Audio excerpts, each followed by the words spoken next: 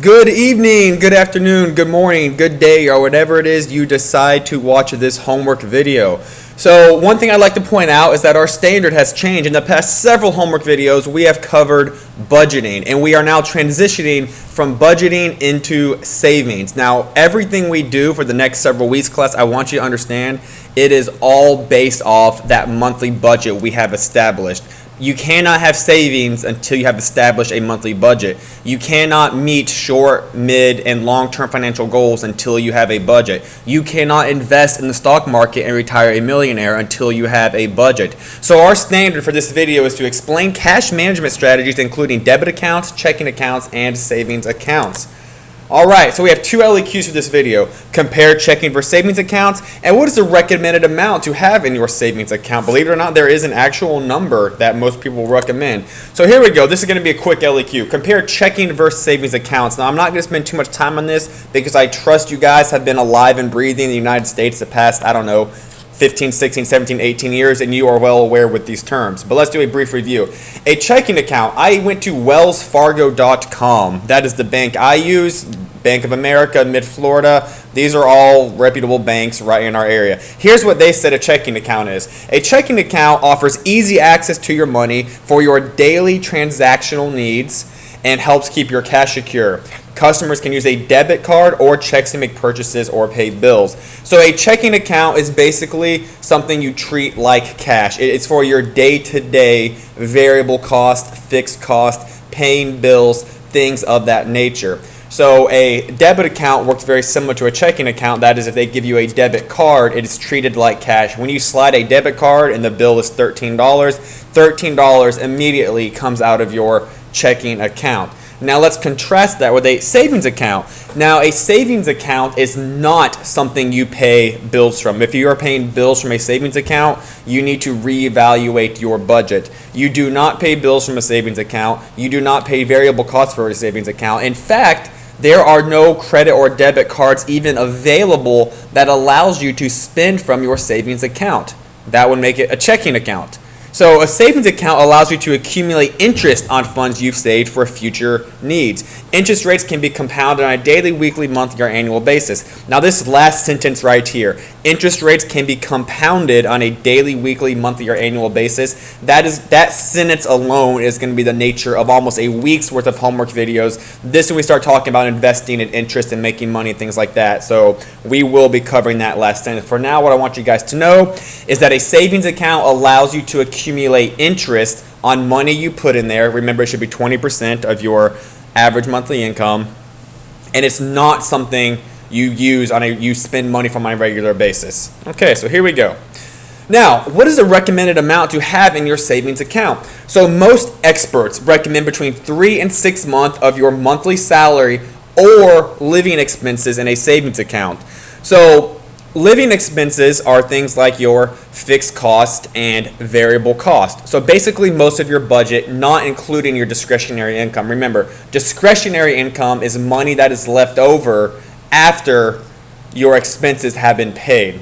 So that's going to be up to you. I like doing the easier calculation of using your monthly salary. In the long run, unless you make a lot of money and your discretionary income is huge, then using the monthly salary calculation is the preferred and easiest method. Okay. Now, again, most experts recommend between 3 and 6 months. This is called an emergency fund. You guys know when crap hits the fan, and as unfortunate as it is, emergencies happen. There are always unanticipated expenses, medical bills. You may get fired or laid off or just let go, or your vehicle breaks. Again, I mentioned in class just fairly recently, the water pump on my truck went out, and that was a $500 expense. That sucked, and it came from my savings account. Now, there's a term you're going to have to know when we're figuring out exactly how much to save, and that term is obligation. So I Google searched, what is an obligation? Here's what Google told me. It is an act or course of action to which a person is morally or legally bound, a duty of commitment. So we're going to focus on that legally bound aspect of it. So financial obligations are things like bills, or if you have kids, you are responsible by law for taking care of those kids. If you have to pay money for anything, those are financial obligations. So think primarily about your fixed costs as your financial obligations. But don't forget, food is also pretty much something required to live. So that's what we mean when we say financial obligations. Things that you pretty much have to spend money on to maintain day-to-day life, okay? So obligations are things that you must spend money on to maintain a minimum standard of living for your day-to-day activities, okay?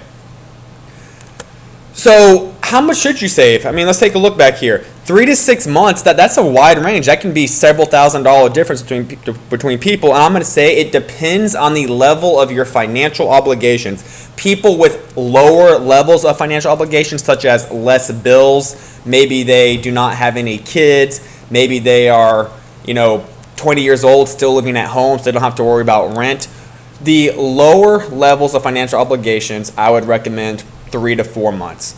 Your higher level of obligations, if you have kids, if you are prone to getting sick, if you have a mortgage, if you pay rent, if you have 15 different bills, the higher your level of financial obligation, most experts would recommend having 6 months of your salary saved for this emergency fund.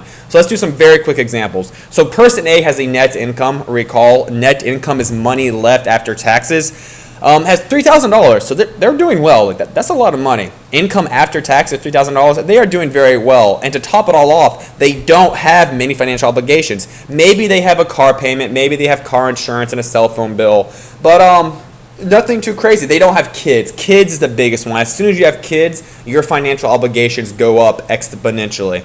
So how much money should this person have in an emergency fund? So right here, guys, there is not a cold set answer. Like the 20% rule, most people say that. But for the purposes of this example, let's say that we're going to calculate for 3 months. So take a moment. If you can do second grade mathematics, you can figure this out. Okay, so this person, if with an average monthly income of $3,000, they should have $9,000 in savings. If you take $3,000, multiply it by 3, this person should have $9,000 in savings. What if they get laid off? What if they get fired? What if their kid gets ill? What if they get sick? What if this person here comes down with cancer? Like, how are they going to pay their medical bills? Hopefully none of that ever happens, but emergencies do happen. Let's do another example. Person B has a net income after taxes, of $2,200 per month. This person has many obligations: children, bills, house payment, 2 vehicles to pay off. How much should this person have in an emergency fund? Now, I think you and I would both agree this person has more obligations than person A does. Therefore, the amount of money in their emergency fund should be higher. So, $2,200 for 6 months, 2,200 times 6 gives us $13,200. That is a lot of money. $13,200. That's how much money this person should have in their savings account. Now, I know right now, because this video is primarily geared towards high schoolers, that seems like a lot of money, and it is a lot of money. But as you mature in your adult life, when you get into your 30s and 40s, that number becomes very insignificant almost. Like if you get laid off, or your kids get sick, or your vehicle breaks down, or maybe, I don't know, a hurricane comes by. We do live in Central Florida after all. A hurricane comes by and blows the roof off of your house. That $13,000 gets ate up very, very quickly. Now, I try to make this class useful. And right now, talking about what you guys should be doing 10, 15, 20 years from now is great, and I hope you all will remember it. But what should you do right now? What should my students currently watching this video do with their savings? Here's what I'm going to recommend for all of you. Whether you have a part-time job now, you're going to be getting one soon, or your parents give you income, I recommend you save $500. Your 1 month worth of income. So not 3 to 6 months worth of income, 1 month worth of income. The reason being is that your obligations are fairly low. You may have to pay your cell phone bills. You may have to pay your car payment, put gas in your vehicle, buy some food, but your financial obligations are nothing compared to, an adult with a mortgage, with 3 kids, with bills to pay and mouths to feed, if you will. So for you guys, the students watching my video and my class, we are going to have a general rule in class that you need to have $500 in an emergency fund. Now in class tomorrow, we're going to discuss and do examples of what to do with that $500. Okay, so it's time for our LEQ in review. Our first LEQ was to compare checkings and savings account. A checking account, you treat it like cash. What I want you guys to know about checking accounts is that you do not get interest on money in checking accounts. Savings accounts are generally reserved for emergencies and meeting short and long-term financial goals. If you are currently saving 20% of your monthly income to buy a vehicle here this summer, or you are saving 20% of your monthly income to save up to start to put a down payment on rent for an apartment, that's going to go in a savings account. All right. LEQ number 2. What is a recommended amount to have in your savings account? The easy answer is that, well, it depends on your financial obligations. The higher the level of your financial obligations, you should have 5 or 6 months of your average monthly salary in your savings account, your emergency fund. People with lower levels of obligation, say people in their early 20s, 2 or 3 years after college, they're just getting started in life, they pay rent, things like getting started. 3 months is generally a good amount, okay, to have in that account. Now for you all, high schoolers, a good rule to establish is $500. That's for the typical high school student working minimum wage part-time job. You should have $500 set aside that you don't touch. You build it up and then you forget it exists for emergency funds. So what I want you guys to remember, as your obligations increase, your emergency fund account, aka your savings, should also increase. All right. So it has been a while, but we are going to have an extra credit. You all have a quiz coming up, as you saw in the last slide. And on the quiz, there's going to be an extra credit question, and it's going to say the following. The question is going to say, the best college and football team is the, and it's going to be blank. You all, if you want the extra credit, I know this is going to be very hard for some of you. I'm talking to all my Seminole and Miami fans in here right now. You must write Florida Gators. So again, this is an extra credit question, so you can't say it's not fair. It's extra credit. Those of you that don't watch college football, write Florida Gators. You're going to get 10 points extra credit. Life is good. Hoorah. Other people may struggle this a bit more, but the best college football team is and you're going to write Florida Gators for 10 points extra credit on this next quiz. Thank you for watching this video, class. Get saving money. Have a wonderful day, and I'll see you all tomorrow.